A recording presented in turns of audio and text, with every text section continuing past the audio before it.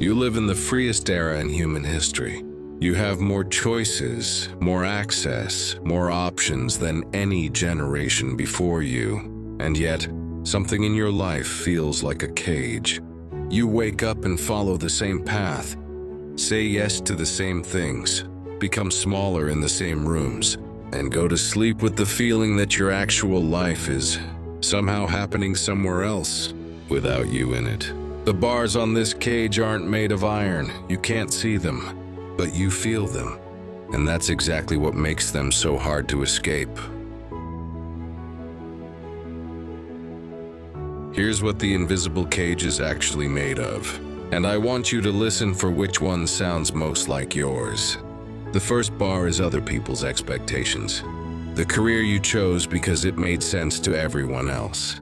The relationship you stay in because leaving would require more explanation than you have energy for.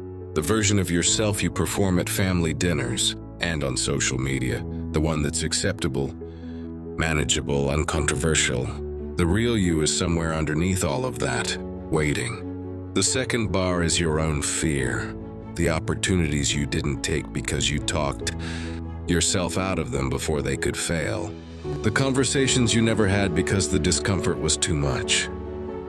The version of your life you didn't build because building it meant risking. The one you already had. And the third bar, the quietest, most powerful one, is the story you tell yourself about why things can't be different. It's too late.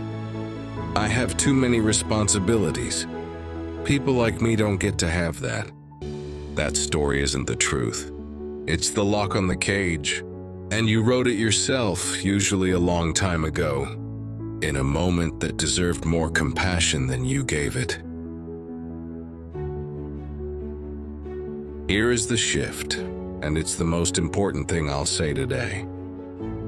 If you built the cage, even unknowingly, even for the best of reasons, then you also hold the key. You are not a prisoner of your circumstances. You are a prisoner of your interpretations, and interpretations can be changed. The expectations that trap you only have power because you have decided, consciously or not, that meeting them matters more than meeting yourself. The fear that stops you only stops you because you have not yet decided that what's on the other side is worth the discomfort of crossing. The story that locks you in only holds because you have not yet chosen to write a different one. None of this is easy, but all of it is yours to change.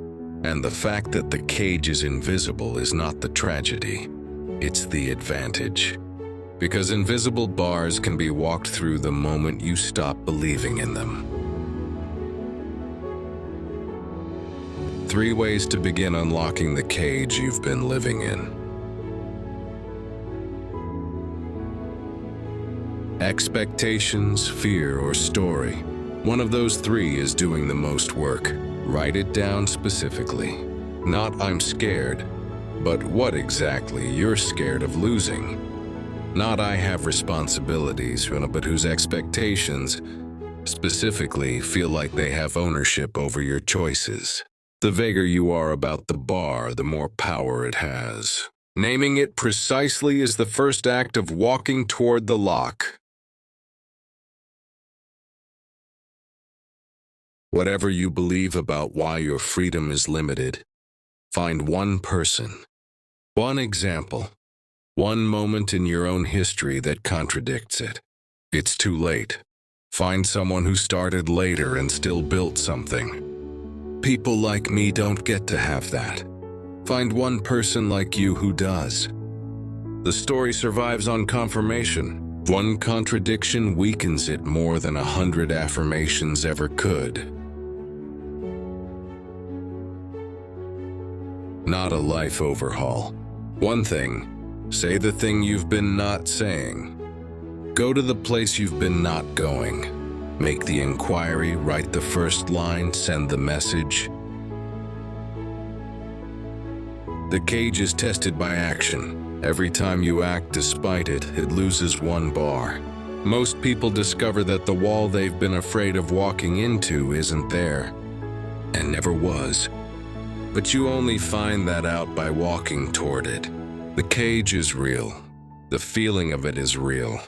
But the bars, made of borrowed expectations and unchallenged, stories and fear that has never been tested, those are yours to dismantle.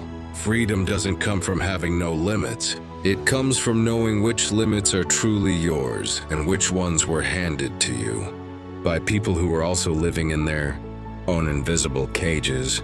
You were never meant to live someone else's version of your life. You have permission, you have always had permission to step out.